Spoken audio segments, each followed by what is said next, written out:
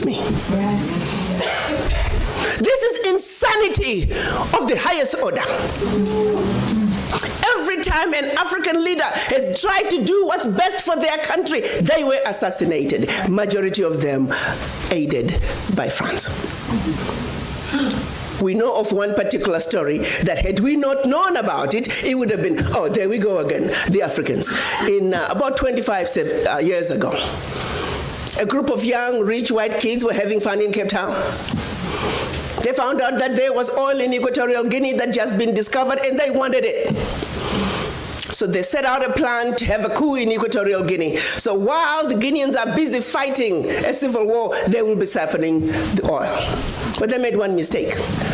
There were two planes. One was to leave South Africa, stop in Zimbabwe, pick up more ammunition on their way to hunt in Equatorial Guinea. Another plane was taking off in the Caribbean that had this puppet diaspora who was supposed to be the next president.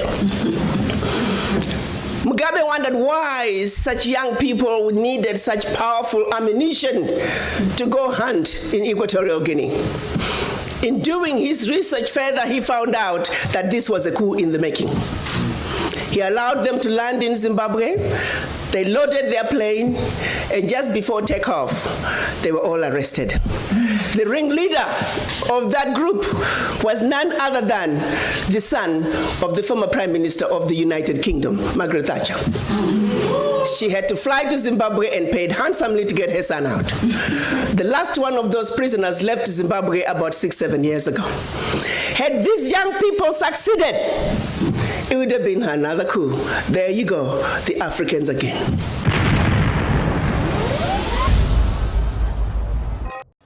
We don't take it for granted. If it's your first time here, please subscribe. Press that subscribe button so you don't miss out on future stories that we bring you here.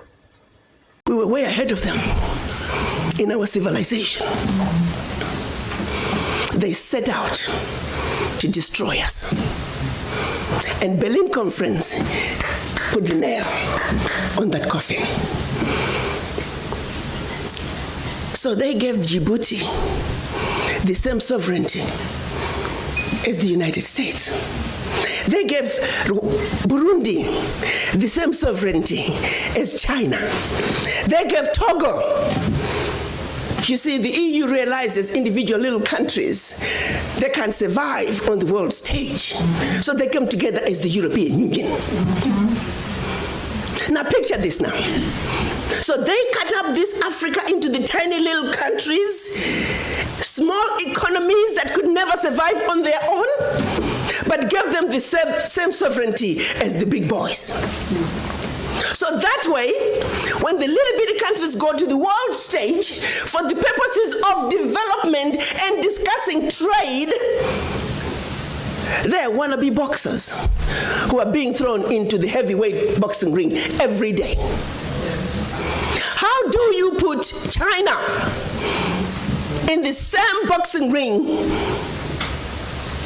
with Eswatini? Eswatini has 1.2 million people. China has 1.4 billion people. And you put them on the same stage and say, go at it, negotiate. Are you with me? Yes. This is insanity of the highest order. How have we allowed this carnage to go on? When Eswatini is thrown in the same boxing ring with China and Eswatini collapses before Eswatini even gets on the stage, the world says, well, Eswatini, what's wrong with you? Why can't you take care of your people? Well, China came in and said, Eswatini, give me all your gold or else. And if Eswatini does not agree, they just go on next door to Lesotho and give Lesotho an extra $1. And if Lesotho doesn't take it, they just jump on to Togo, Central African Republic. It was all by design.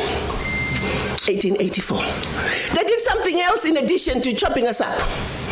They also set out to make the African believe that everything African was bad and undesirable, and everything Western, particularly French and British, was more desirable. We call that the legacy of colonization. Prior to that, they had started long working on the slaves. Make them think everything about them, forget anything about Africa. Where you come from is a horrible place, diseased and dying people, constantly at war with themselves, uncivilized. Cut out any communications with them. You need to just know what we tell you. And we call that the legacy of slavery. So that's where you look at where we are today. 135 years later, a system that was put in place to see to it that Africa and her children are forever defeated, that Africa is forever exploited, remains in place today, alive and well. And we sit here and we ask ourselves, why isn't Africa moving forward? Why does Africa continue to be taken advantage of? Well, I'll tell you why, very simply. Until Africa comes together as a continent speaking with one voice, one continent, one people, nothing, and I repeat, nothing is gonna change. As individual little African countries, we are wannabe boxers. We will never make it fighting against the heavyweights. We must speak with one voice. Yes. And this is exactly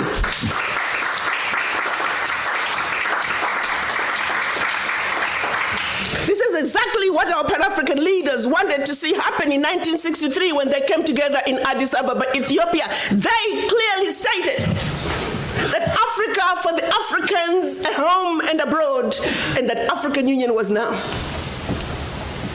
They said Africa must speak with one voice. It is the only way for Africa to take its rightful place on the world stage. Sadly, when they went to Addis Ababa in 1963, they were divided. We had two factions, the Casablanca group and the Monrovia group. The Casablanca group were saying Africa for the Africans at home and abroad, and African Union now. This was Ghana, Guinea, Mali, Egypt, Morocco, Algeria, and Tunisia. Only 7. The other 25 of the 32 who attended were the Monrovia group. They were the nationalists. They said, let's go slow.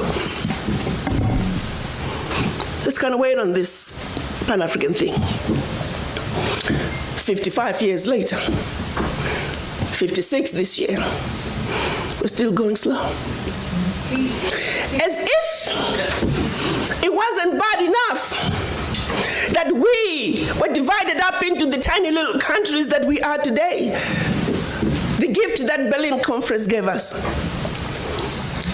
One other thing that France did between 1958 and 1961 in the name of giving us our independence as African countries.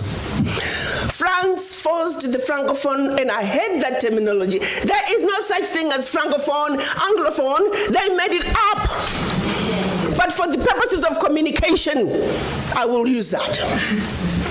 14 of those countries, they said, in order for you to get your independence from us, you must sign this document. You thought they could have found a better name for the document. The document was called the Pact for the Continuation. I repeat, the Pact for the Continuation of Colonization.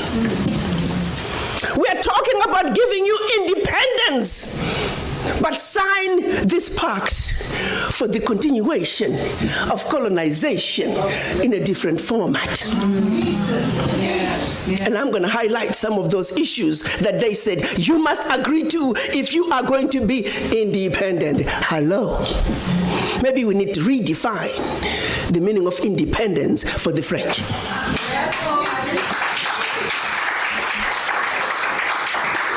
First, France said, you see, you monkeys, you don't know how to manage your money.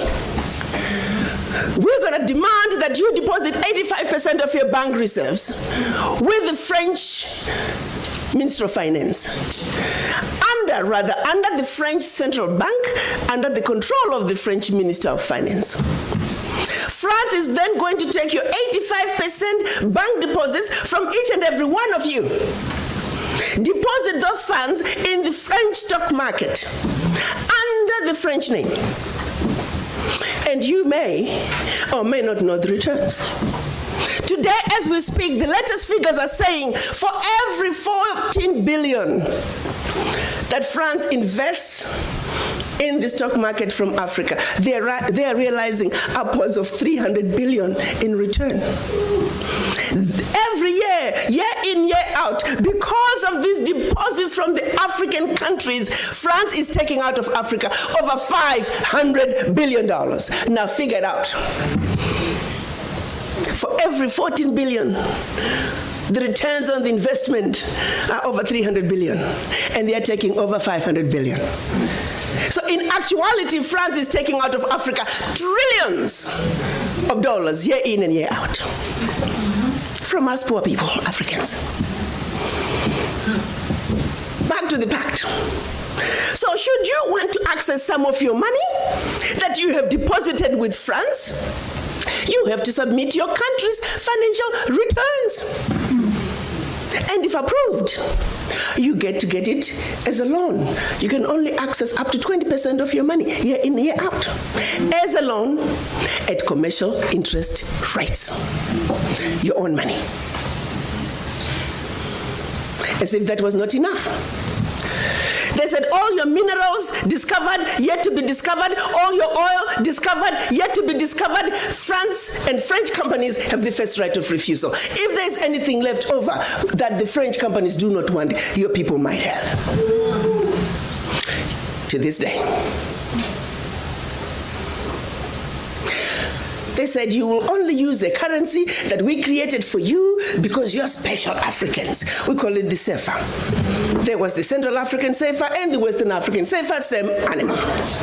And that France is the only one that can print it for you. 1958. Fast forward. They're still printing it for us.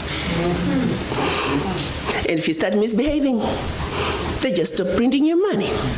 And your country's in trouble.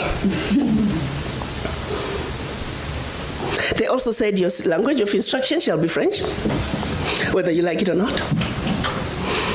That France will have military presence in your country, that your military can only be trained by France, that you can only buy military equipment from France, that you cannot have any military alliance with your neighbor, and that in the event of war, your allegiance is only to France. And furthermore, because they have military presence in your country, they can invade you without notice should they feel that the interests of France in your country are being violated.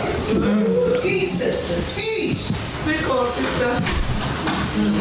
Fast forward, 2019, nothing has changed. The same people who have the audacity to tell us that we are poor countries, they are taking trillions out of Africa every year. And what is the African doing? Like an obedient, programmed black man, we just give in.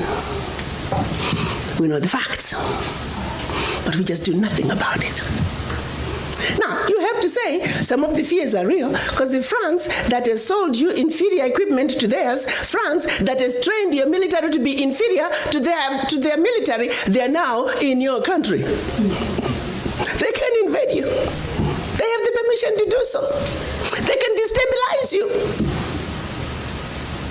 And then one might say, why is it that African leaders haven't done anything about this deplorable situation? Well, let me tell you, my brother and sister, they have tried. Documented to this day, 22 coups where leaders were assassinated. France had something to do with it. The first 7, when they decided they were pulling out of the CFA and that they're going to print their own money, they were assassinated. Every time an African leader has tried to do what's best for their country, they were assassinated. Majority of them aided by France. It's a known fact. And then others, they were just mercenaries who felt that when there was a natural resource discovered in one country, they wanted to create a coup. So while the country is thrown into a civil war, they're siphoning the natural resource. We know of one particular story that had we not known about it, it would have been, oh, there we go again, the Africans. In about 25 years ago, a group of young, rich white kids were having fun in Cape Town. They found out that there was oil in Equatorial Guinea that just been discovered, and they wanted it. So they set out a plan to have a coup in Equatorial Guinea. So while the Guineans are busy fighting a civil war, they will be siphoning the oil. But they made one mistake. There were two planes. One was to leave South Africa, stop in Zimbabwe, pick up more ammunition on their way to hunt in Equatorial Guinea. Another plane was taking off in the Caribbean that had this puppet diaspora who was supposed to be the next president. Mugabe wondered why such young people needed such powerful ammunition to go hunt in Equatorial Guinea. In doing his research further, he found out that this was a coup in the making. He allowed them to land in Zimbabwe. They loaded their plane, and just before takeoff, they were all arrested. The ringleader of that group was none other than the son of the former Prime Minister of the United Kingdom, Margaret Thatcher. She had to fly to Zimbabwe and paid handsomely to get her son out. The last one of those prisoners left Zimbabwe about 6-7 years ago. Had these young people succeeded, it would have been another coup. There you go, the Africans again. Such, my brothers and sisters, is the story of your Africa. They don't do coups anymore. They simply create instability. So when you hear of an instability in an African country, ask yourself, what is really going on? Because what they are telling you is really going on is just a shiny object. The real issue is over here. And you need to stop before you start being used as an instrument of your own self-destruction. We don't take it for granted. If it's your first time here, please subscribe. Press that subscribe button so you don't miss out on future stories that we bring you here. Think progress. What does progress mean to you? Have a fine day.